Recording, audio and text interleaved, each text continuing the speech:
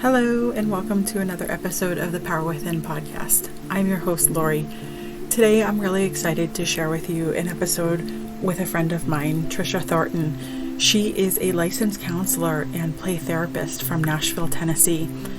Trisha is a wonderful, kind, intelligent woman who does so much to enrich the lives of the children that she comes in contact with. She has such a caring and genuine heart, and she wants to help these kids just live great lives by working with their parents. And she has created this beautiful community through her website and her social media to make it interactive and helpful for the parents and for the kids. She really wants to make an impact in this world, and she's made an impact on my life, and it was such a blessing to have her on the show, and I'm so thankful that she came on to share some of her wisdom with you guys and to talk about some of her passions in life. I hope you all enjoy this episode, and here we go. Hi Trish, welcome to the show. I'm so excited to have you on today. Thank you. I'm excited to be on as well. So I wanted to have you on because I get really inspired when I see what you do and all the things that you post and the way that you help kids. So I know that you're a licensed counselor and you're a registered play therapist. So I think everyone knows what a counselor does. But the play therapist, I'd never heard of this until I met you. So I was wondering if you could kind of describe what that is, what you do, and I want to know where your passion came from to pursue this career. Oh, gosh. Okay. So first, what is it? So a registered play therapist, you have to have another degree. You have to either be a licensed professional counselor or have a master's of social work or some type of other master's of counseling of some sort. And so this is an additional. And so I went through different training to become a play therapist. And what basically it is a child, really no matter what age, cannot come into a session and verbally say, I mean, they can, but is it really connected from their heart, their mind to their heart? Can they really come in and say, I feel sad because blah, blah, blah, or I feel scared, or I feel nervous or anxious? They can maybe say that, but is it really computing? And developmentally, it really can't in as far as where they are in their brain development stage. So the play allows the child to tap into their right side of their brain. So then they can really engage and kind of go through the feelings and connect the feelings from the mind to the heart. And so I use lots of different methods. Puppets, I do a lot of work with puppets. So the child will create and put a puppet show on, and they may be acting out a dragon and a princess and a prince, but really what they could be describing is what's going on in their world. The dollhouse, I use a lot of work with a dollhouse that actually my dad made for me many years ago, and so it has a lot of special meaning in that. And then I use sand tray therapy, and what that is it's kind of like creating a scene, creating a world in literally a tray of sand that has some specific dimensions, and there's all sorts of things that go with that, using miniature figures, all sorts of different things, dollhouse people to animals, nature symbols, superhero symbols, any kind of spiritual symbols, all sorts of things, everyday objects. And then they create a world in the sand that helps them to say what is going on with them. And then probably the other biggest thing I use is the expressive arts. So through crafts, it could be that I'm sitting on the floor making a bracelet with a middle school age child, but we're really talking through different things at that time. So does that give a little bit about what I do? It does. It does. So the like the dollhouse and the sand therapy that you were talking about, where you start with Mm-hmm. this, I watched one of your videos where you were showing people around your office, and I Okay. thought it was really neat because you talked about how they'll use figures to show you what their world looks like, and they'll Mm-hmm. put, some of them have, like the animals in the dollhouse and things like that. So I was like, that's really unique that kids would kids would do that, and you're able to kind of see from their perspective. Yes. It gives me a glimpse into their inner world. So I get to see kind of what's underneath the surface and what's behind the feeling that their parent has said that they are having. So if a parent calls and says my child is very anxious in the morning or can't go to school or having severe separation anxiety, acting out anger throughout the day, those kind of things, well, what's behind that? And it's easier for an adult. It's hard for an adult, but it's easier for an adult because they have the ability through language to be able to come and tell me a story where a child can't always connect that. So they do that through play. So it's like they're telling me their story through play. Yeah. And I know you mentioned before that, a lot of times you're the last resort for parents, Yeah. that they've tried everything for that. And I thought that's really like a great way because especially with younger kids, do you find that the playing actually helps build that trust with them? Because that's, I think you said that's more like their natural nature that they have. Yes. It's their natural language, is kind of how I say it. It's play is a child's natural language. You don't have to really teach a child how to play. Sometimes you need to allow a child to play and encourage a child to play, but they do innately know how to play. It's kind of like a dog usually knows how to swim. They innately know how to paddle in the lake. And that is really like a child. A child innately knows how to play. So, yes. And and so where did your passion for this come from to pursue this career? It probably came from my own story of my childhood. Uh, and my mom was a therapist growing up, but she worked with adults and in a different population than I do. But that just kind of, I saw her doing that. And so I think some of it was that, but it was more just where I felt like God kind of took my path and opened the doors and grew that passion within me out of my own needing probably to process a lot of what I went through. And so it just became so natural for me to do that. I also am very active. I'm an active person, meaning it's a little bit hard for me to sit for long periods of time. So when I work with adults, I enjoy it, but I love to have a little bit more motion during the session. And so with the kids, I can be up and down and I don't have to sit perfectly still, and that's really helpful. So it goes along with my personality.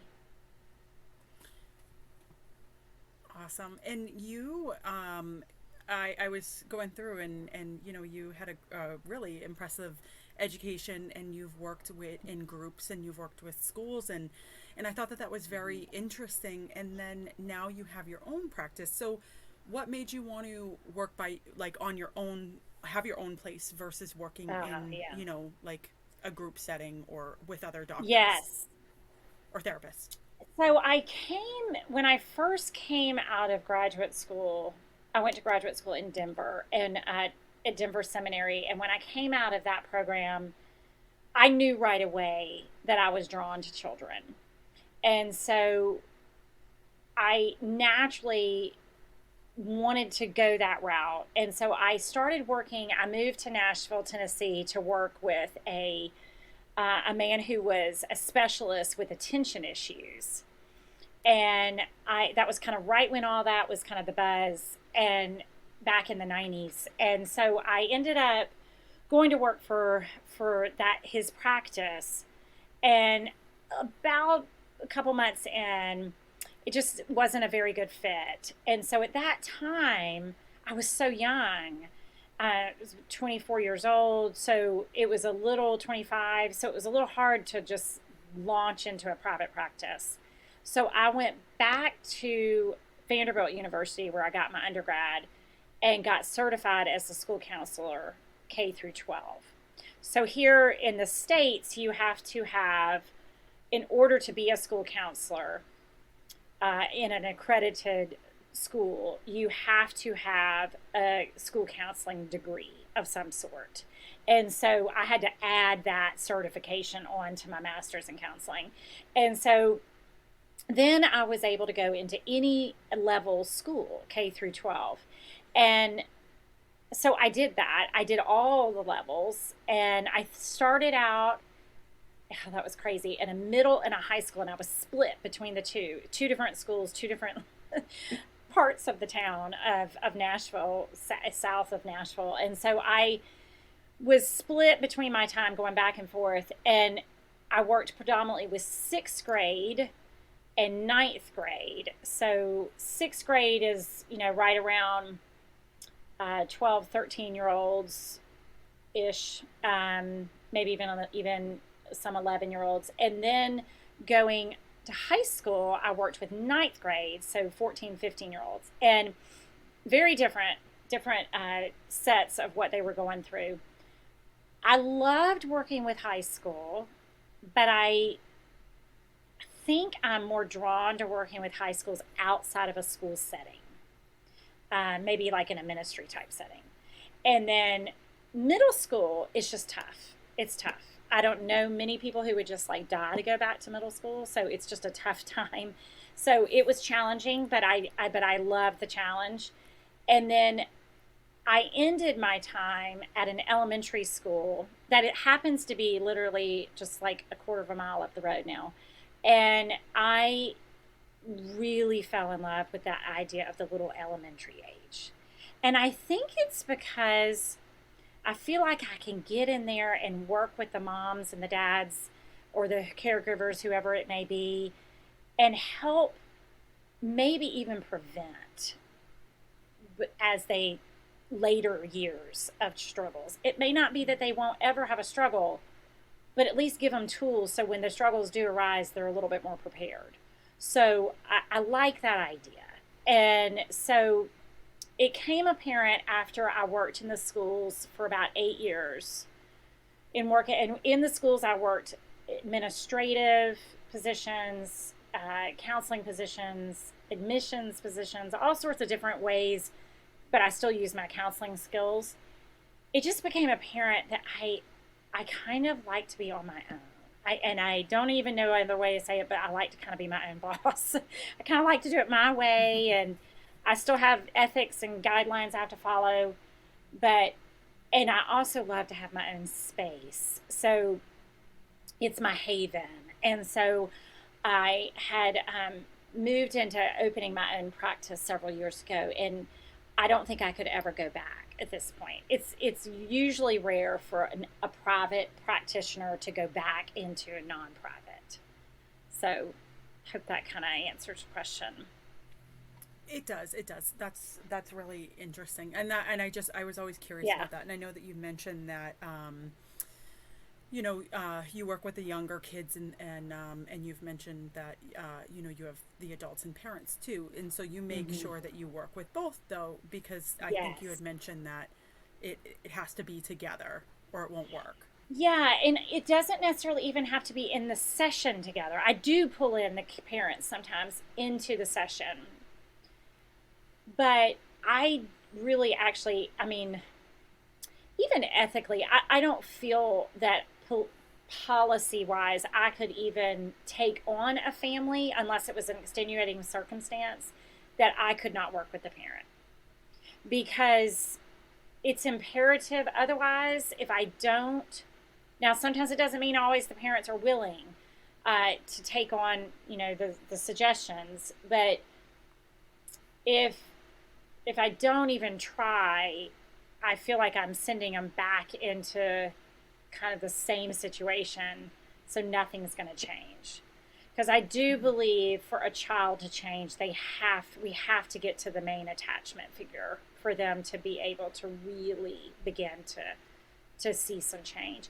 And I'm going to go back, Laurie. You talked about earlier you mentioned something about the relationship, and I think when I think of play therapy with children, I don't know if I could put a percentage on it, but the majority of the time is based on my relationship with that child. So the therapeutic relationship between the therapist and the client is the key. Like, if we don't have the trust, and I would think that would even go towards an adult too, but if you don't trust your therapist, you're not going to share.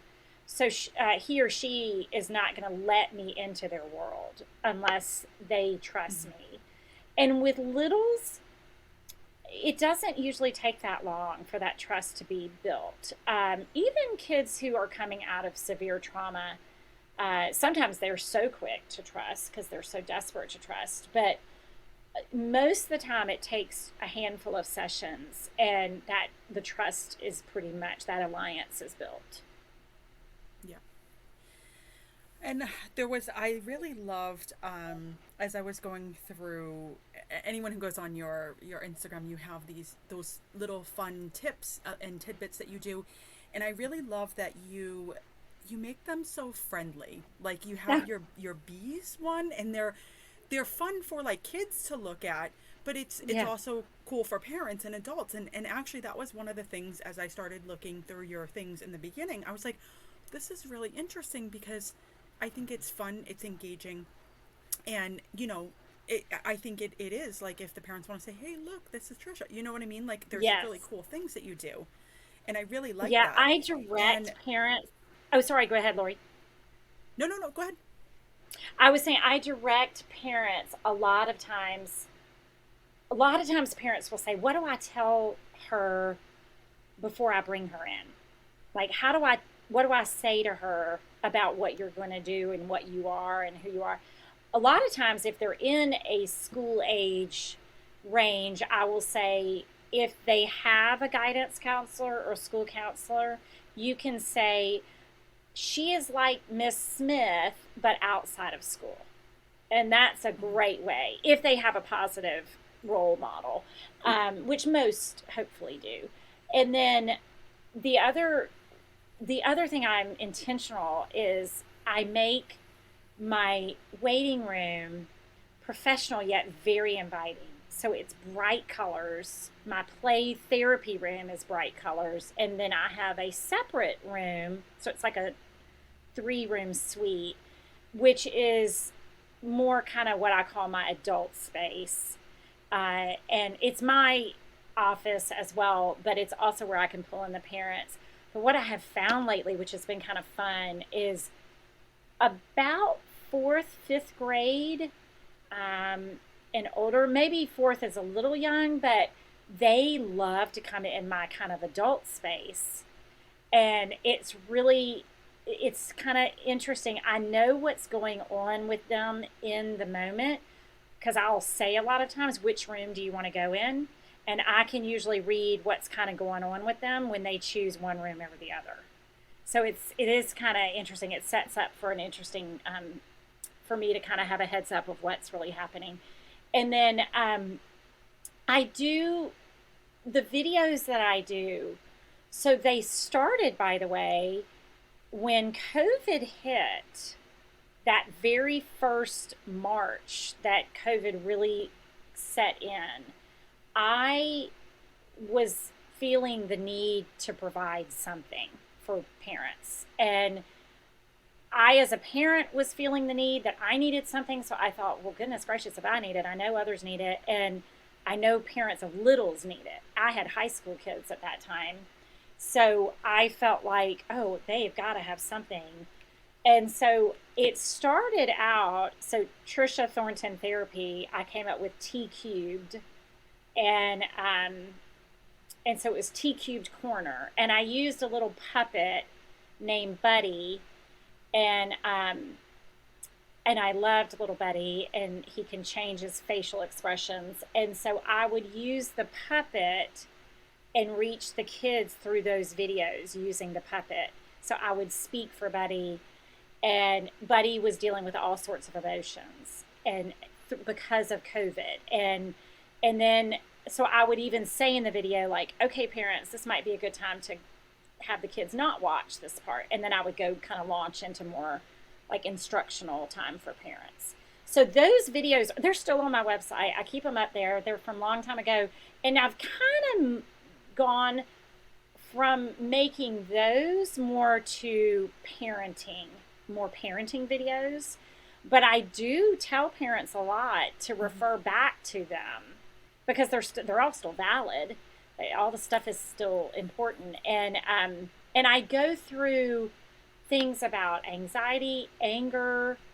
I talk about kind of embracing your own power within you, your superpower within you.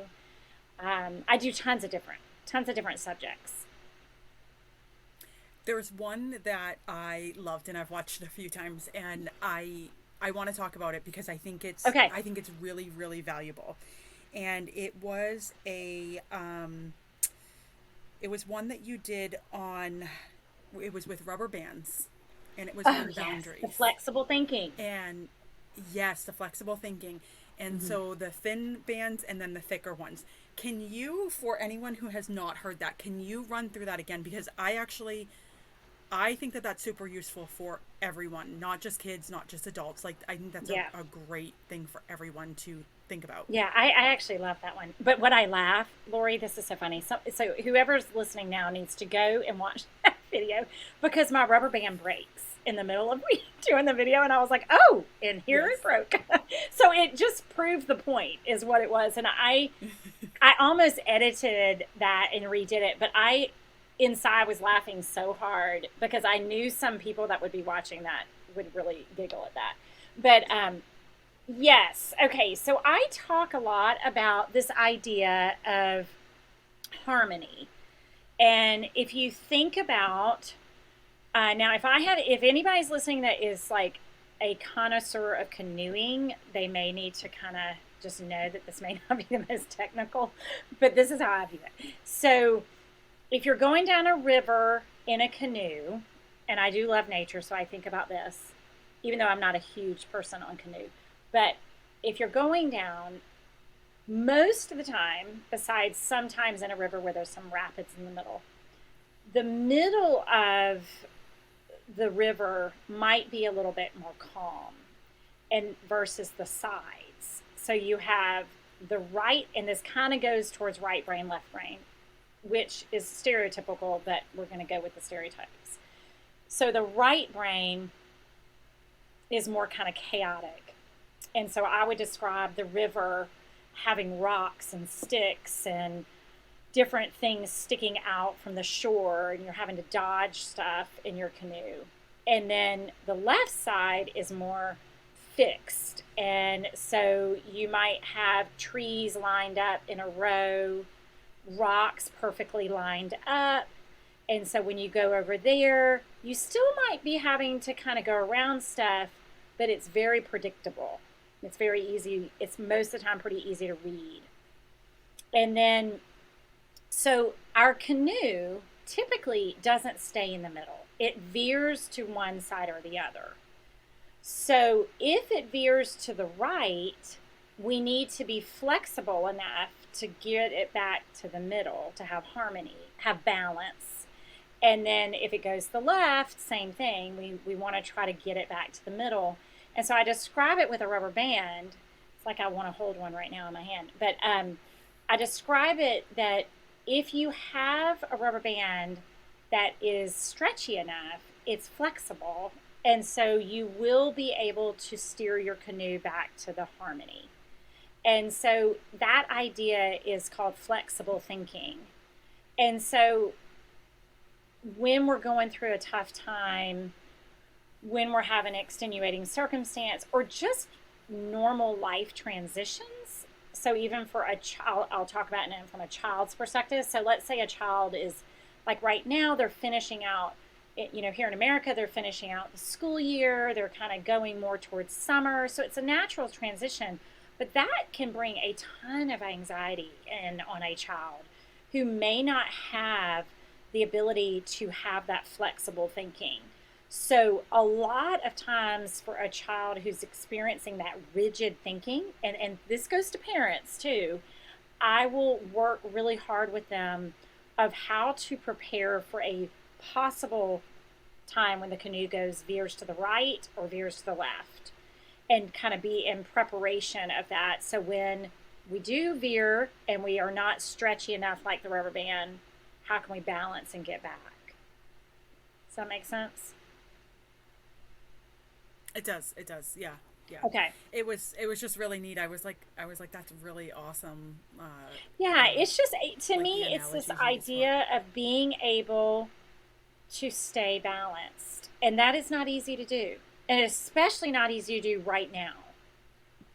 Yeah. I just feel like the world is topsy-turvy, and every day there's something new. I mean, goodness gracious, look at social media. It's just always something new. And so I feel like us as humans, no matter what age, we're constantly being challenged to be flexible. But I'm going to put a caveat. That does not mean that it actually requires you to have good boundaries. You can't have flexible thinking without good boundaries. That doesn't mean just anything goes. Yeah, boundaries are important for it. It just makes everything so healthy. Where you were talking about like social media and things like that. Like I used to never have any boundaries, and I would be topsy-turvy everywhere. And now I'm very strict with that with myself. And there's flexibility there, but I know what's going to bring me up, what's going to bring me down, how much I can take in, how much I can't, in just in everyday life, it's so important.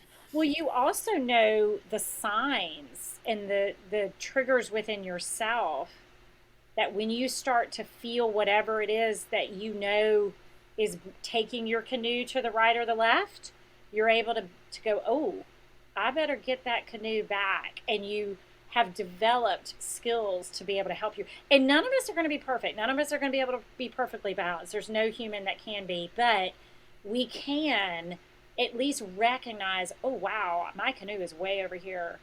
And it doesn't mean right brain is negative or left brain is negative. We want to embrace both.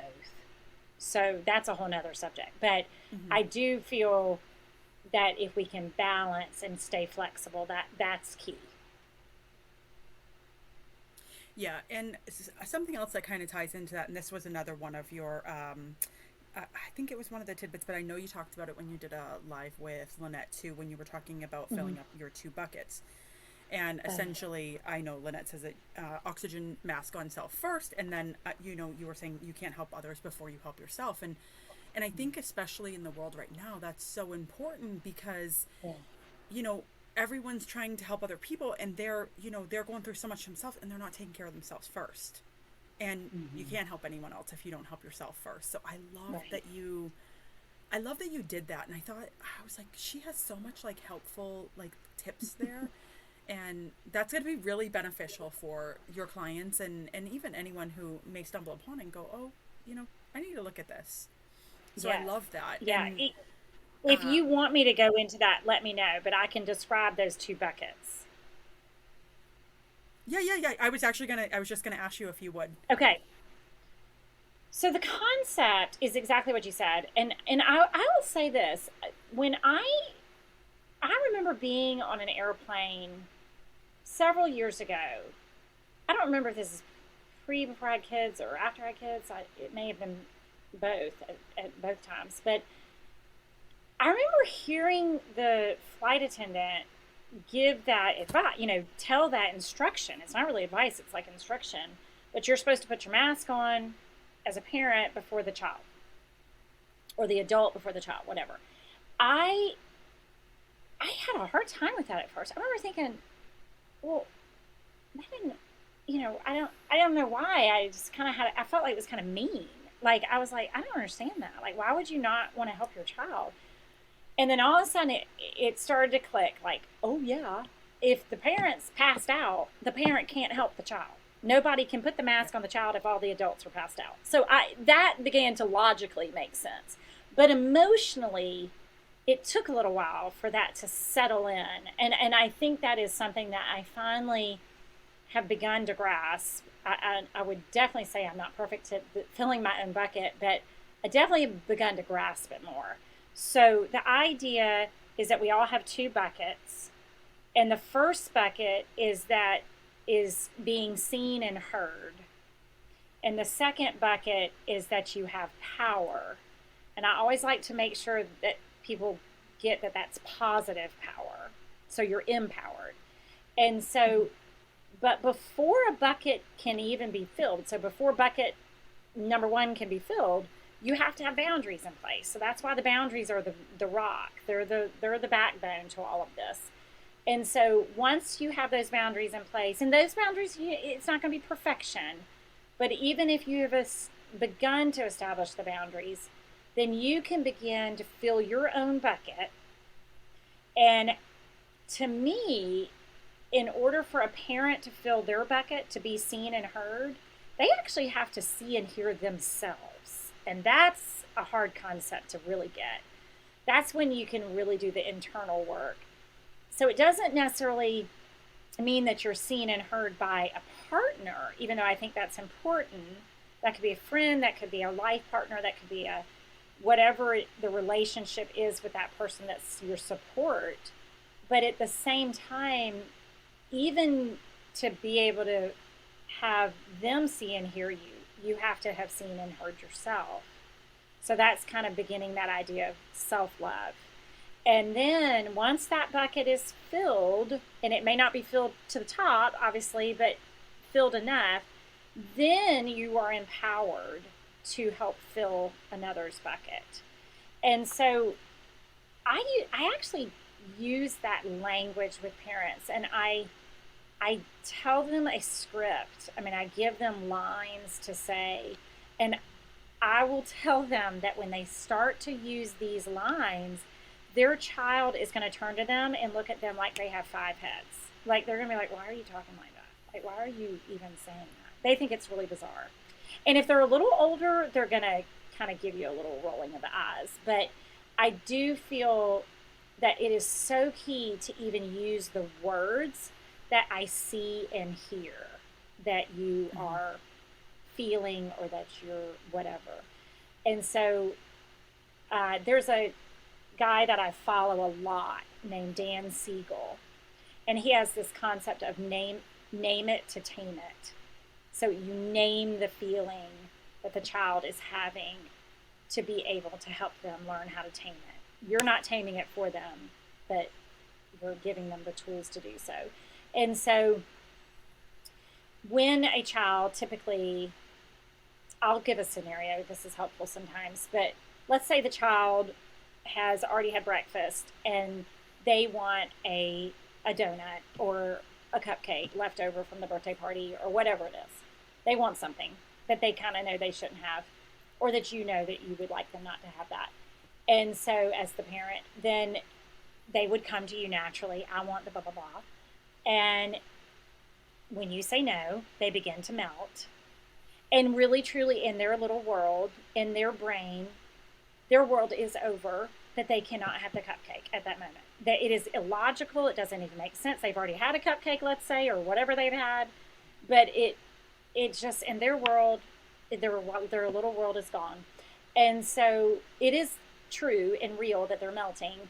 And so I usually tell a parent to say at that moment, which is hard to do, especially if they're really escalated, but to say, I see and hear, and own that they're mad at you, because they really are mad at you. I see and hear that you are really mad at me that I'm not giving you the cupcake. I see and hear that you're really frustrated. And depending on how old they are, you can use more advanced words for that feeling. And then I tell the parent to pause, and that's the hardest part. It's really hard for me to do this too. And pause, and that's when the child's like, what are you going to do? And so then just kind of let that sink in for them. And then I usually, this is beginning, that's kind of filling up the first bucket. And this is moving into filling up the second bucket, which is when I look at them and I say, okay, I know that you would really like another snack right now. I get that. But we've already had our sugary snack today. So I wonder if there's a way we could solve this problem together. And the together's the key. So that's that script that I give them. And I tell them to practice it over and over and over and over. Like practice it in the shower. That's what I always say. Well, I think it's so important because, and I think just with everyone, and especially with kids, I'll find that with my nephew and stuff too, is a lot of times people just don't feel like people see or hear them with whatever that they're talking about. And, and I think that that's where a lot of times you'll get the people like arguing with each other because someone doesn't feel seen or heard versus saying, okay, I see you, I hear you, I appreciate it, but, yes or no, and I think that that's such a powerful, I think it's such a powerful thing to share because I think it's just for everybody, and especially with kids, it's a great way to look at it and go, okay, you know what, I'm looking at them and I'm respecting them as well too. And I think it teaches kids at a young age that, wait, hold on, that's how I should interact with people. So I love that. Yeah. And really, Lori, think about the common workplace or the just in general adults. I mean, if we actually sat and did this with each other as adults, especially right now, when you're not really supposed to say anything against anybody, I would think we would have less issues because you would walk around feeling that somebody gets you. That's huge. You walk away feeling affirmed. And I will put a little kind of side note in here. That when you say to someone or you say to a child, I see and hear that you're mad, you're not endorsing their behavior. You're not saying to that child, it's okay for you to kick and hit and scream and throw something at me or your brother or whatever. You're just acknowledging the feeling. And parents typically, and adults to another adult, we want to fix it. We don't want people to feel pain. And a parent really doesn't want their child to feel pain. So we want to go in there and rescue them from that and not let them feel that. That's why we jump over the acknowledge of the feeling and go into bringing in the structure or bringing in the discipline or bringing in the solution instead of we forget the little piece that seems so small, but it is monstrously huge. So that kind of helps. Mm-hmm. Yeah, absolutely. Yeah, it does. That was awesome. Now I'm going to switch a little bit because I know you started talking about self-love a little bit. So I want to talk about two things. One is the positive self-talk. Mm-hmm. And I know that you've talked about this and I love this. I know I've brought it up as well. A lot of times I said to one of my other guests, I'm like, would you be friends with someone who talked to you the way that you talk to yourself? And I know you said something similar. And I want to ask you, like, a lot of times people don't grasp that, like the way that you talk to yourself, like it ingrains in there. So I wanted you to touch on that and kind of give me your thoughts on that and why you think that's so important. I think it's key. And I would say that it's very hard to do that. How often now I think male or female does this. I don't think it matters. But how often do you look in the mirror and look at yourself and really love everything you see? It's really rare that we would love every wrinkle, every blemish, every gray hair, every whatever, bump and bulge, whatever it is, or even personality. We don't love what we see. So that's the first step, and that is really tough to do. It also is kind of the same thing I was just saying. It doesn't mean that you're saying, okay, it's okay to be unhealthy, and I should love my body no matter what it looks like. And absolutely you should, but we still have to be healthy. So that's a whole nother way, a whole nother subject. But I do feel like, I guess you should hold yourself accountable is kind of what I was going with that. But I do feel that if we can't look at ourselves and begin to unconditionally love ourselves, you're not going to have that completely done.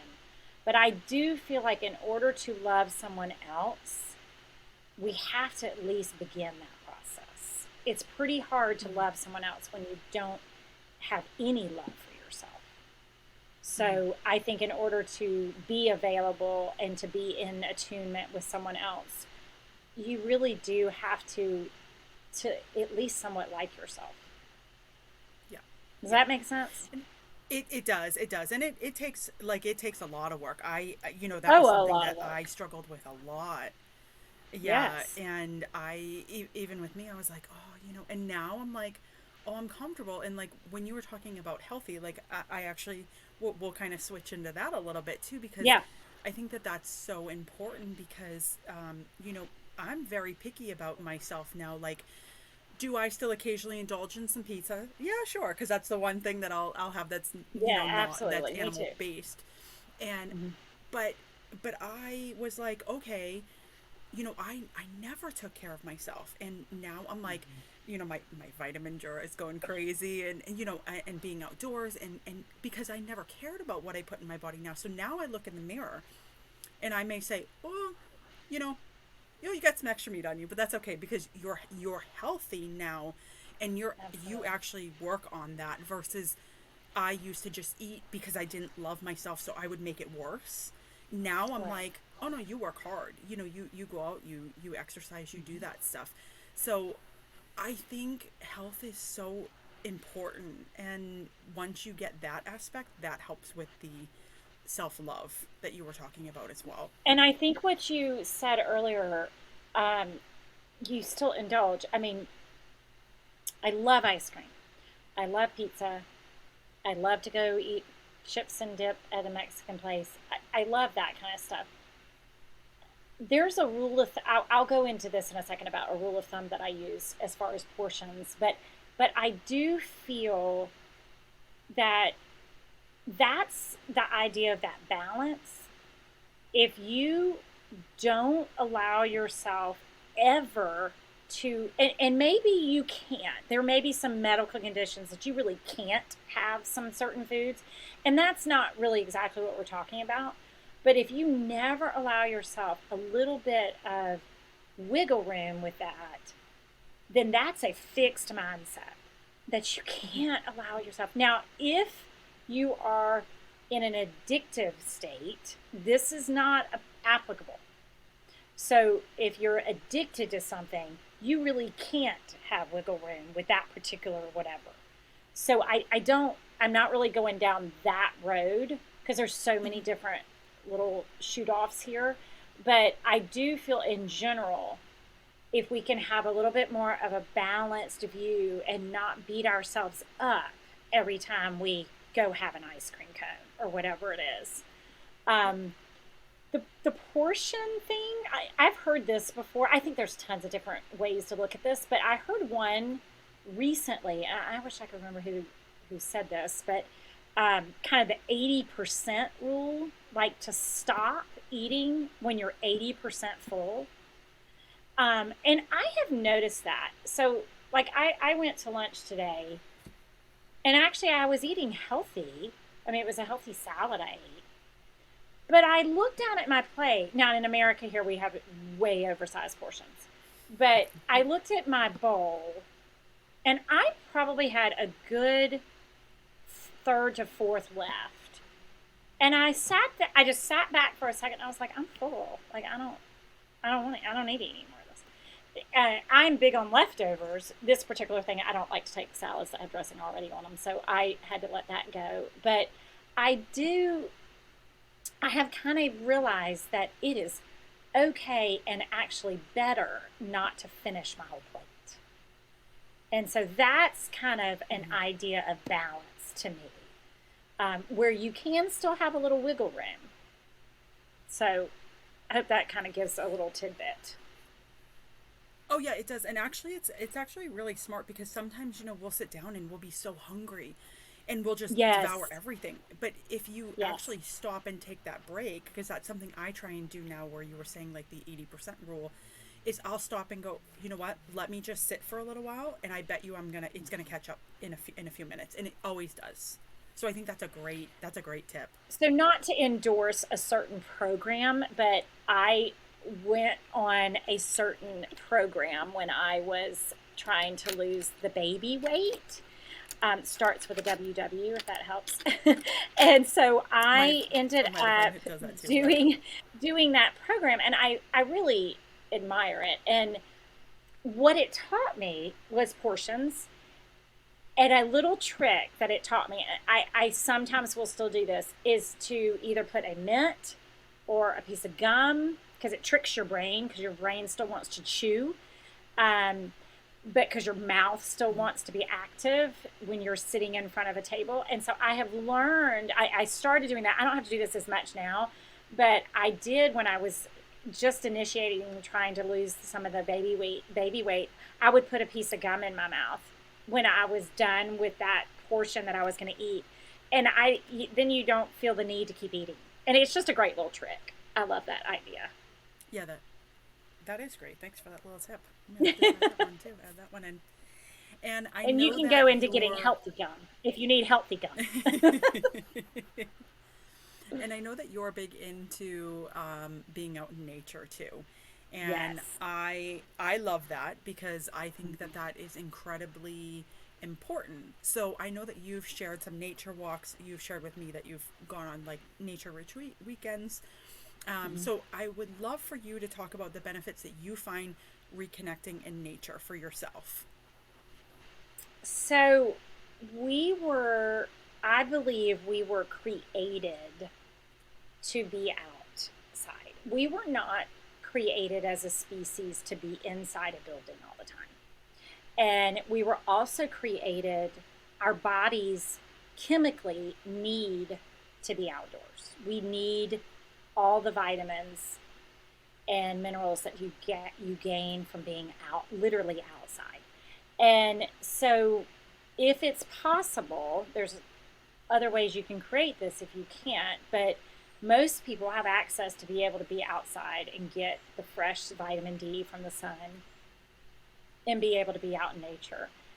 For me, I just look at it as it's me bonding with my creator. And it's a way for me to feel connected to God. And so I can't not be out. And so I will say though, I went through, I was outdoors a ton as a child, and I kind of grew up in that generation that we literally went out at breakfast.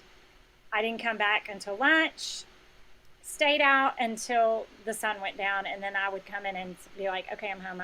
Now I'm hungry for dinner. And so I only came in for food. And so, or to get, use the restroom or something. I mean, or get a toy. I mean, it was just like I was constantly outside. And then I would say there went through a period in my young adult life that I did not get outdoors as much. I went to college here in Nashville, but I went to, like I said, graduate school in Denver. So I fell in love with snow skiing. And I'm not a snowboarder. Sorry for you snowboarder people. But I love snow skiing. And I fell in love with this idea. Oh, I can just feel it now, like just coasting down the mountain. And I love it, love it, love it. And I think that's when my passion for hiking and outdoors really got ignited, was in my 20s. And then I think I kind of got in the rut of uh, raising my kids, and I still would take them to the zoo and take them outside to play in the backyard, but it was harder. I had to be very intentional to go on a hike or to go out in nature. Because a lot of times when I go out in nature, I kind of like to be by myself. It's my solitude time.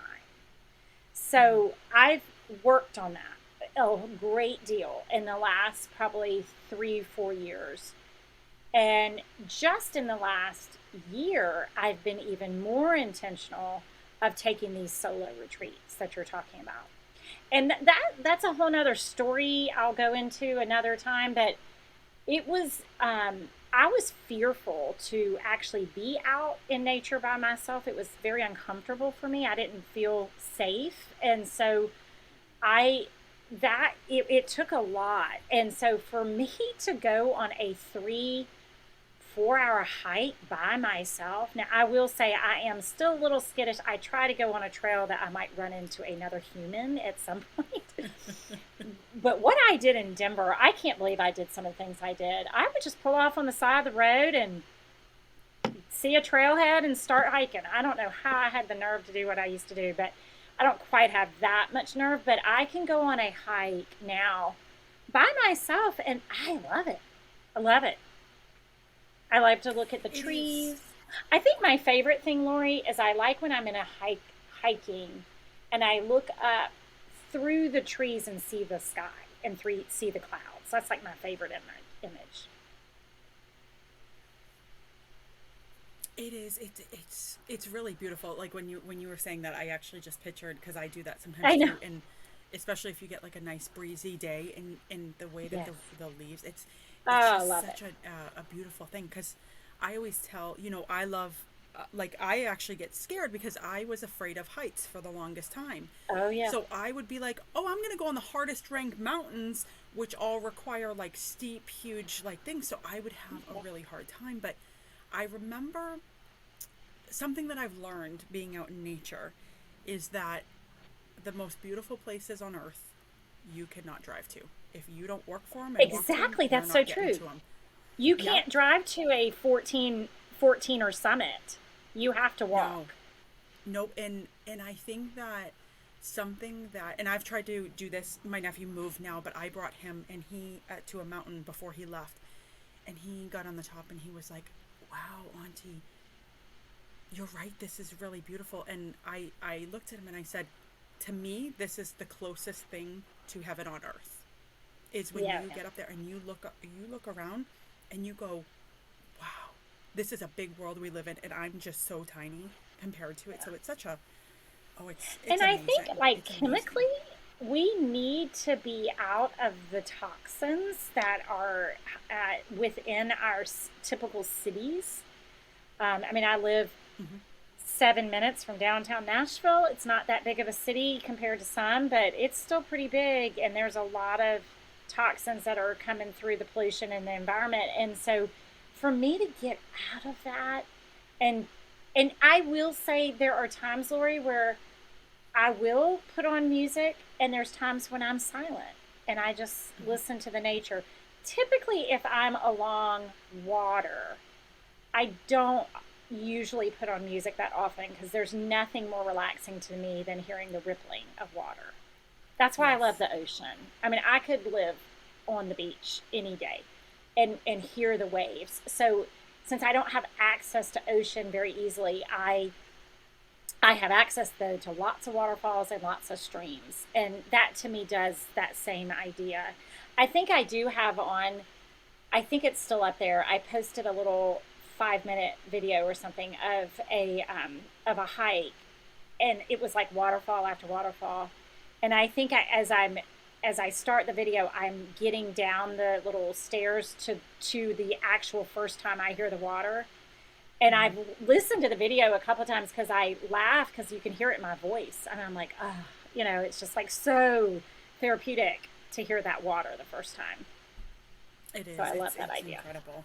It is Yeah. incredible. Now, um, I find that also being out in nature really helps with creativity. And I think that you feel that way too, because Yes. you're working on something that I would love for you to share about that I think is super exciting. Yes. I am excited about it. So I don't know if I publicly, so I don't, I've, in a few groups, I've made it public, but um, I am starting a book and, well, I have started.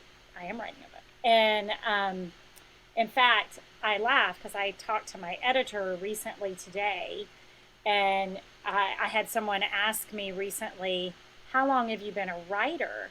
And I started kind of laughing. I'm like, I'm not a writer. And she was like, yeah, you are. You're writing a book, Trisha. And I'm like, oh, I'm a writer. So that was kind of a fun new identity to take on. But yes, so I am writing a book, and I have a working title. I won't share that yet. I don't know if it's it, but the idea is my story and my journey of childhood through adulthood, through current, and what was happening and what is happening in my brain at that time as a child when I went through a couple of traumatic situations when I was 6.5, and then going forward, and psychosocial development. There's a psychologist that I follow and I do a lot of work with, Eric Erickson, and so I take his psychosocial stages, discuss how I was in those, and then follow through up through adulthood. So it's a parallel of brain development and my story. And I think the audience will be really for anyone. I think it's going to definitely be attractive. I think parents are going to be attracted to it for sure, instructional, and yet hopefully, kind of entertaining. But also, it won't be like a textbook, but I think I could see professors be able to refer to it for someone who's maybe getting a counseling degree, because it might be a great example of how they can help their clients. So, and more than anything, it's certainly been very healing for me to go through it and to write it. So the goal is a little steep, so we'll see if it happens before 2023, but who knows? That's amazing. That actually sounds very interesting. So I'm excited for it. And when it I comes out, hope it you'll will have be to let us all interesting. know, because But I got kind of serious because I hired an editor slash writing coach, and she is a dear. I loved working with her. And when I did that, I realized, oh, I'm really doing this. And the way I have begun writing is I have been, that's what the nature walks and different things, um, the prayer walks, I think, as Donny Mac calls it. But I have been doing those solo retreats, and I have kind of a routine that I usually start the weekend off, or the days off, with a hike, and then I write, and then I take several walks during that time. But I usually go for about 2 nights, 3 days, and I do hope this summer. I do have a child graduating from high school, so next weekend. So I am hopeful that starting in June, I will take time during like my actual week to write. And I think once I start doing that, the book will come out really fast. So it's not going to be necessarily hard to write it. I mean, it is emotionally draining, but it will flow really fast when I take the time to really sit down and write and finish it. So I'm excited to. that's I'll let you incredible. know. I'm so excited for You'll be you. one of the first to know. That's I'll send you a incredible. copy. Yeah, I can't wait to read it when it comes out. I'm excited for it. Well, I'm so excited that you came on today. Has been wonderful. If anyone wants to follow you, where can they Yes. find information about you or get in contact with you? Yes. So they can go to my website, and I guess you'll put it in the show notes, but it is Yes. um, TrishaThorntonTherapy.com. It's pretty easy. In my last name, that's people sometimes forget that part, and it's Tricia. But and then on Instagram, I am new to Twitter, but I am on Twitter. And Instagram is just Trisha Thornton Therapy. Twitter is Trisha Thornton. And I think, I can't remember what number. I don't know. Find me on Twitter. I'll put it in there. I'll make sure put it in there. I don't know. I'm too new to that. And then email and my work number. So you can post all that. But I'm pretty easy to get a hold of. And then, like you said, every Thursday, I come on and do a tidbit video. I record those ahead of time. I don't do those live. And post those. And then another thing I do that people might find interesting is, and they can get a little kind of preview, I guess, of my writing. Every month I put out a newsletter, and you can subscribe to that through my profile in Instagram through Linktree. And you can give me your email, and then I will send you my newsletter every month. And I always have in my newsletter an article that I've written in there. So that's, and feature a few things. And you've also started doing, you have really great, I know you've done a couple of them now, the informative, you've been doing lives with different people. Oh, yes. Which are really beneficial, too. And you and I are definitely going to do a live. I don't know if it will have been before this or after, but you and I are going to do a live. And I have another, so I'm putting you in this category, Laurie. I was about to say another doctor. So maybe that's where you're headed to become a doctor. But I have a natural health doctor, that an integrative medicine doctor that I will be hopefully doing a live with sometime in the next month. Just talking about some ways for parents in particular to help their children with how to integrate health, natural health. This summer, I'm going to be doing a live with a psychologist here in Nashville who does brain spotting and EMDR therapy. That will be really fascinating. So I try to do lives.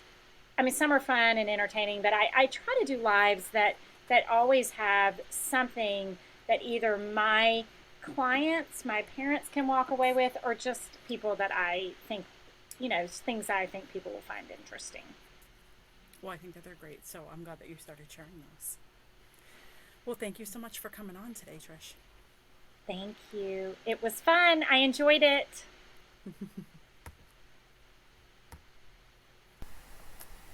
Thank you all so much for tuning in. I really hope you enjoyed this episode. I loved listening to Tricia talk about, the filling up your 2 buckets and the flexible boundaries. I found it so fascinating when I watched her tidbits on her Instagram. She's just filled with so much knowledge, and I love just how genuinely kind she is, and she's just got such a great spirit to her. She was a wonderful addition to the show, and I'm so glad that she came on.